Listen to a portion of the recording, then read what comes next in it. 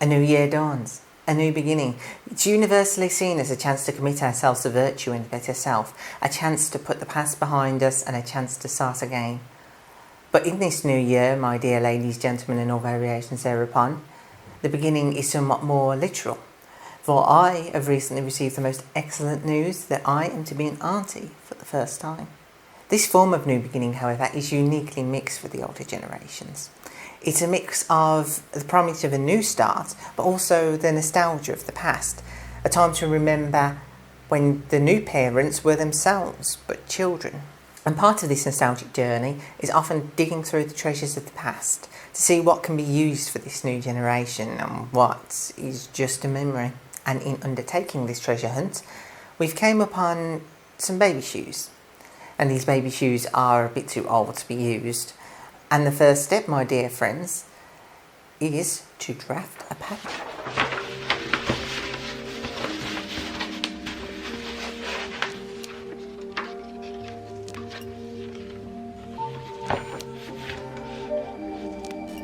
Now, while I was wearing my parents, I did these rough sketches of the extant shoes, and as you can see, they were quite deformed. The rubber sole has sort of warped. So, which is why they're not really usable for the new generation. But you can sort of get the sort of width and length measurements from it. There doesn't seem to be too much of a difference between left and right, though there is apparently a slight curve on one of them. You can't really tell that much. It doesn't seem to be that much of a difference, so I'll just draft the one and see how it goes. So these are the soles. These bits up here are the different parts of the other material, the length at which the ribbon goes, the front upper and the rear upper. So I'm going to just transfer this as best I can onto the drafting paper, which in my case is just lining paper which you'd use on the wall. So first thing, I'm going to take the measurements. It's 10.5 centimetres long and at the widest about 4.5 centimetres.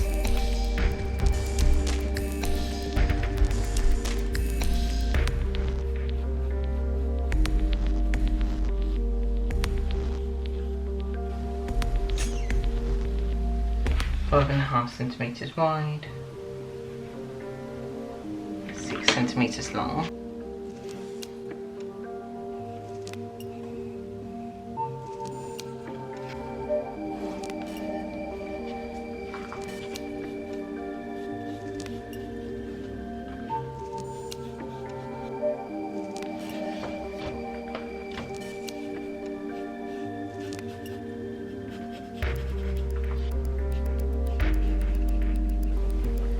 And the height of that is 4 centimetres, 7.5 centimetres that way,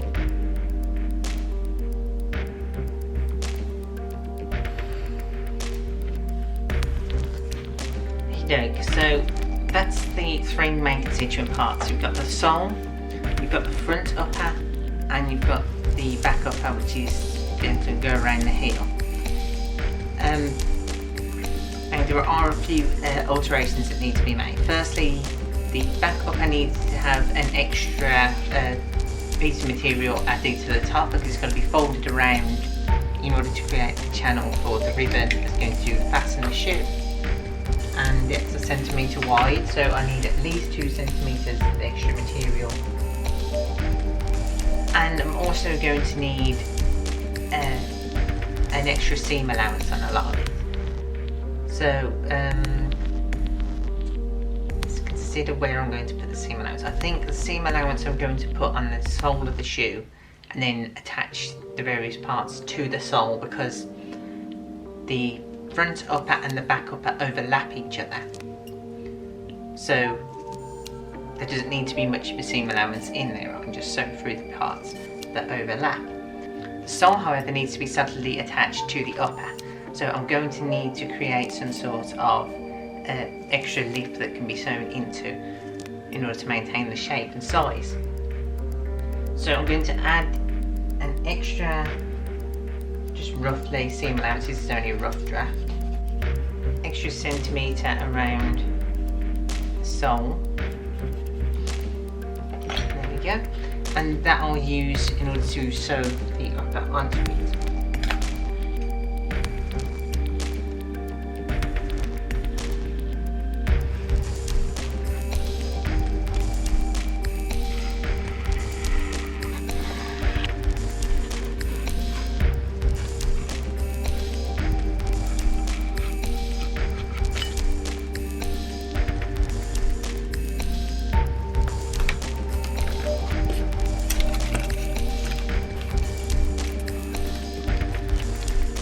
So these are the pieces I've just cut out. This is the back upper. As you can see, there's an extra section on top of that which is going to be folded over for the ribbon. So that'll make the back of the shoe. And this will be the front. And the front will sit something like that. Now, making this out of paper is not as flexible as material would be, so it's going to be a little bit stiffer. But I can see already that just making this square, well, I can see already that just making this rectangle is going to leave the front parts too high, so I'm going to need to cut an angle up across them.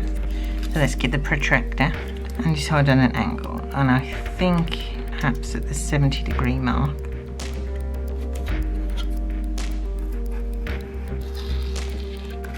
Something more like that. So let's get some pins and pin this into place.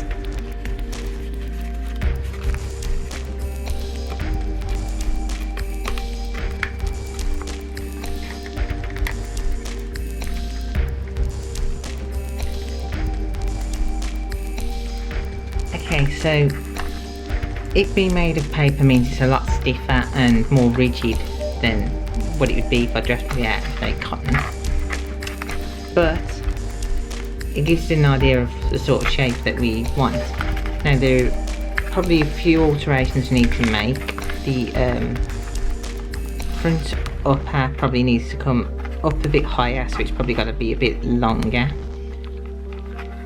And mostly that's it. I think probably the shape of the toe needs to be changed slightly because they're a bit pointed, but that's partly just due to the material, because the paper is going to try and bend in straight lines rather than curve. Mostly this is as we want it, so I'll unpin this, redraft the tongue so it's slightly higher, the front upper, so the tongue comes slightly higher, and then we'll use that as the pattern for drafting the actual shoe. A tip for drafting things that have a left and right is the upside down version of a pattern for the left is the right. So if you've already drawn one, this is the left shoe because it's got a slight instep there. But if I flip it over, it would be the right shoe. So I've already got the pattern for the left. So let's just trace around it in order to create the right.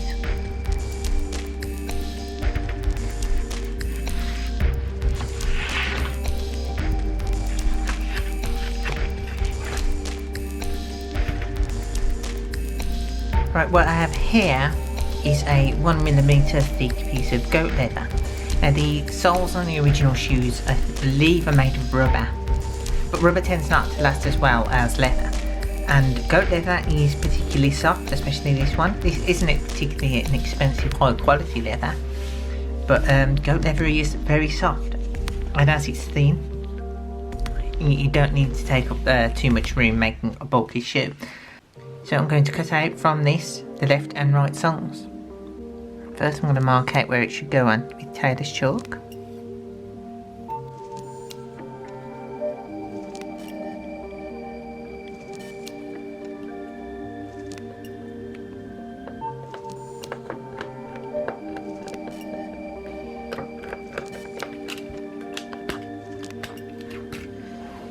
Okay, so when it comes to the actual material for the shoes, I've got this.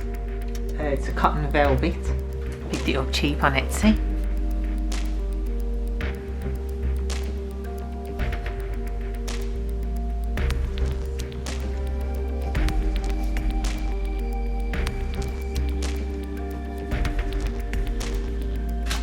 going to fold the fabric in half and pin it together so that when I cut one out I get an exact duplicate cut out on the other side.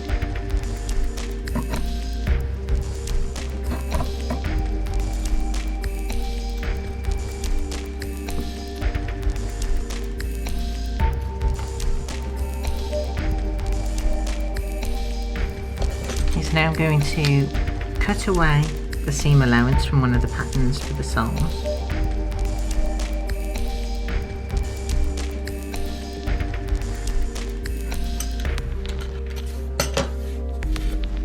And I use this pattern to mark on the seam allowance onto the actual sole. I'm going to use pencil to mark it on.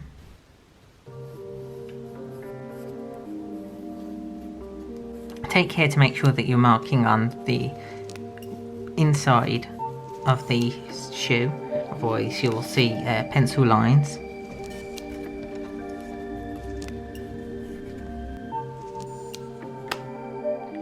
Okay, so now that we've marked on where we want the seam allowance to be, I've recut the front upper because I decided I wanted a little bit more space on it, and we're just going to align that with the front of the actual shoe and sew it into place.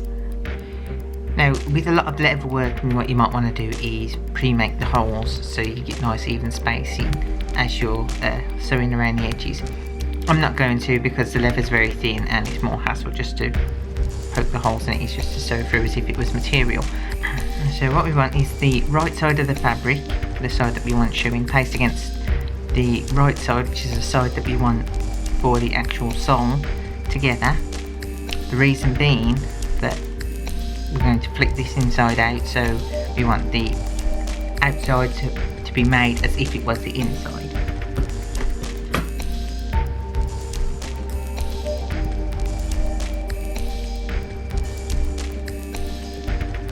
And the easiest way to make sure that you're sewing this on correctly is to make note of the front, the absolute furthest forward point of the upper and the furthest forward point of the sole, and match those two up and then sew in two directions going around to make sure that you've aligned everything right.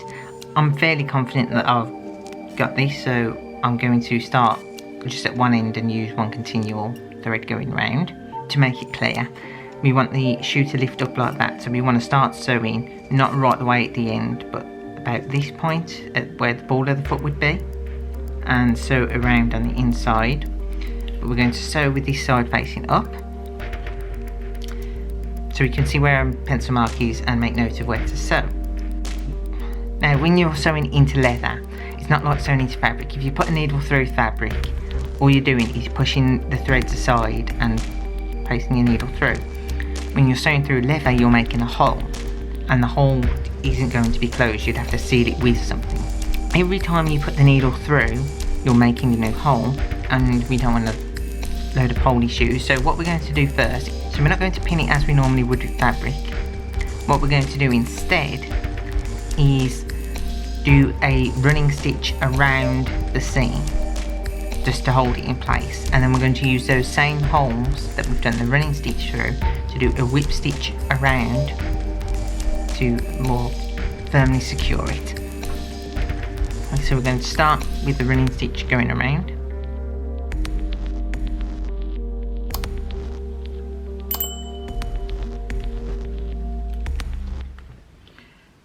For the first loop, what we're going to do is go in on the seam, out from the other side, and then I'm just going to go back through that same hole that we did in the first place, and then use that to pass through the loop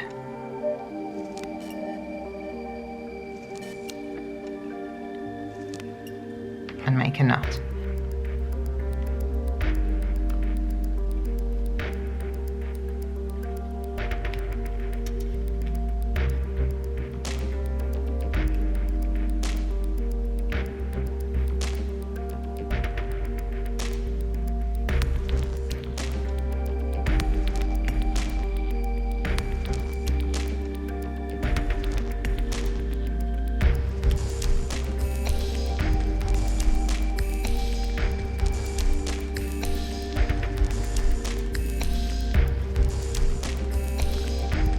And now that we've gone all the way around, what we're going to do is utilise these holes that we've already made. As you can see, my stitching is very uneven as I've got to a point where I'm struggling to hold the fabric in the right position. I've spaced out my stitching a lot more.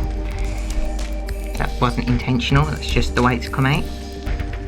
So now I can whip stitch across, utilising the same holes, but where there's these big gaps, it's probably best that we do poke in some extra holes just to make sure that everything is secure. But now that the fabric is in the right position and held on securely, it'll be much easier to actually whip stitch around. But before we actually do the stitching, one thing we should probably do is neaten up the edges, because the fabric overhangs a little and we won't be able to do this after we've stitched.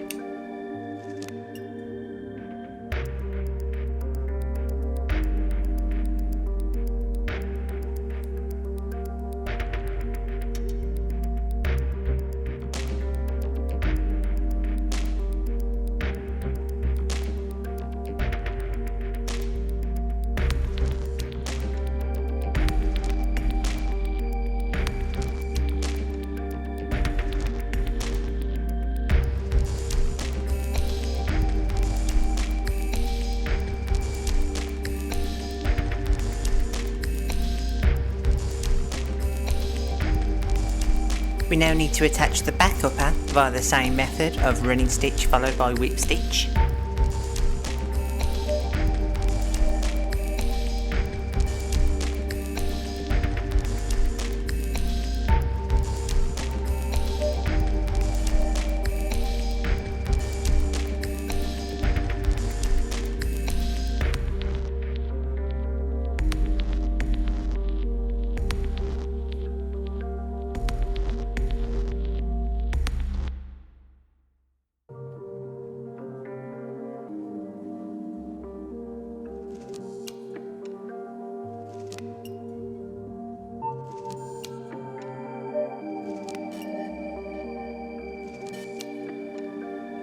Now that I've sewn all the sides of the uppers on, what I'm going to do is ensure that this gap is closed up by sewing through each side and sew together, so it's 3 points of contact.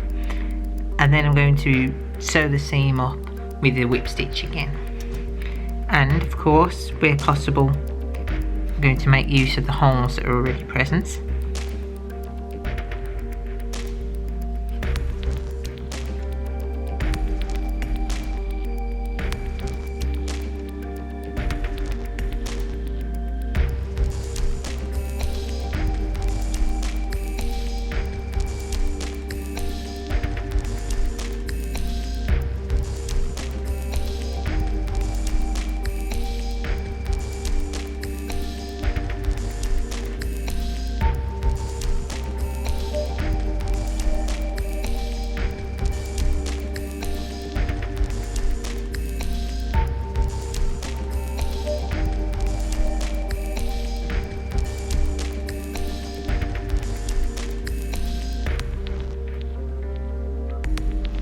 Now when it comes to the lacing around the top of the shoe, on the original shoes it was a piece of ribbon. Now the only black piece of ribbon I have is this, and there's enough there for one shoe but not enough for two. So rather than using ribbon, what I'm going to use is this black silk cord. And the way we're going to tie it on is we're going to attach it around the top, place it in, and then roll the material over the top of it. And that's the way I found that it's best to do these small hems, that you will be able to hold that in place. And we'll do the running back stitch on a rolled surface as well for the top of the tongue section. So roll it forward and do a running back stitch along there. So that's what we're going to do.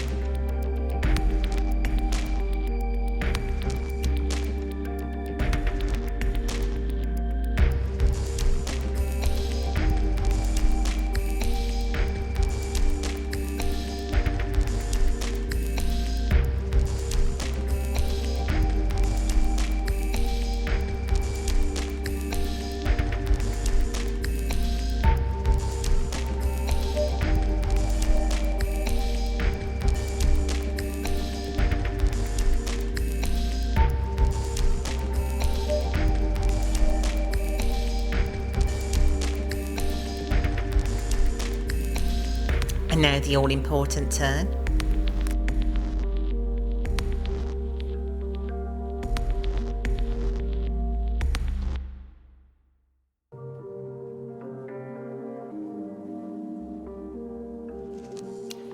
Now for one final piece, in order to stop the ends of the laces from fraying, I'm going to take some wood glue and just rub that on the end. Now the wood glue will dry clear, so you won't see it, but it will dry hard as well, and just hold the fibres in together. Now I am very much a beginner when it comes to sewing and leather work, and yet I think that has turned out probably not brilliant, but okay. And if I can do it, certainly you can do it too.